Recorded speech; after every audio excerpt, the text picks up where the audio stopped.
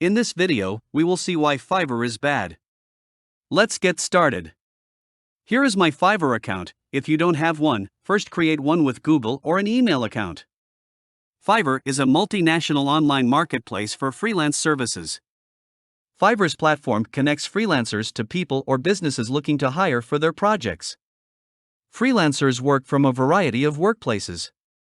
The platform is global, with freelancers and businesses spanning an estimated 160 countries. Fiverr went public in 2019. Today it is a multi-billion-dollar global marketplace. Fiverr enables businesses and individuals to hire freelance services at an affordable price. While there are a lot of positives associated with using Fiverr, a few drawbacks have caused the platform to gain a negative reputation. Fiverr is not necessarily bad, but it is often criticized for its low fees and quality of services. Additionally, it can be difficult to find high-skilled professionals who offer their services through Fiverr, and buyers often complain about the lack of communication with sellers. Let's see some reasons why Fiverr is bad. I visited Quora and searched why Fiverr is bad. I got an answer from a top-rated seller. You can see it here. I am a successful seller in Fiverr and I earned over $600,000 in 3 to 4 years. I have over 1,500 plus positive reviews with 4.9 star rating.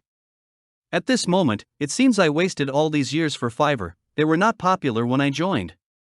I provided excellent services to my clients and they offered me great reviews. A lot of sellers worked hard and Fiverr became a global freelancer company today. Here is how things changed. They started introducing new rules in the past 1+ years. The freelancer must need to reply within 24 hours to buyers, must deliver on time, should not cancel orders, and should maintain 4.9 star rating.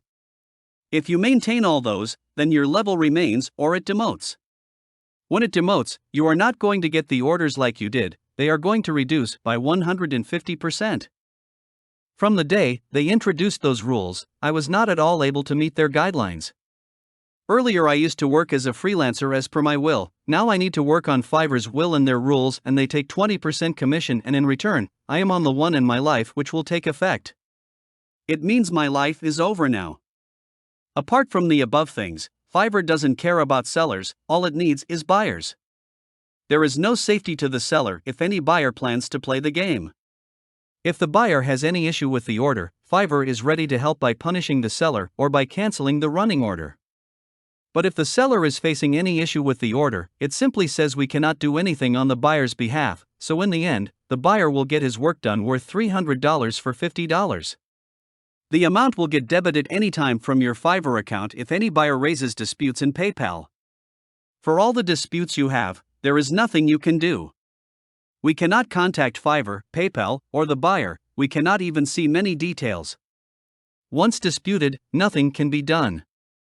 Their new review system is also not a good sign for freelancers. Overall, it's a big waste of time to be successful on Fiverr. Better if you use that site to gain quick money by offering cheap services. Don't make mistakes like me by caring a lot about buyers, their satisfaction, and their reviews. You can see another list that shows Fiverr's bad side for sellers. Fiverr is a quick and easier platform for buyers.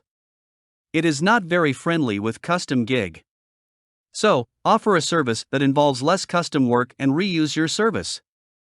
$5 service sells more than expensive gigs.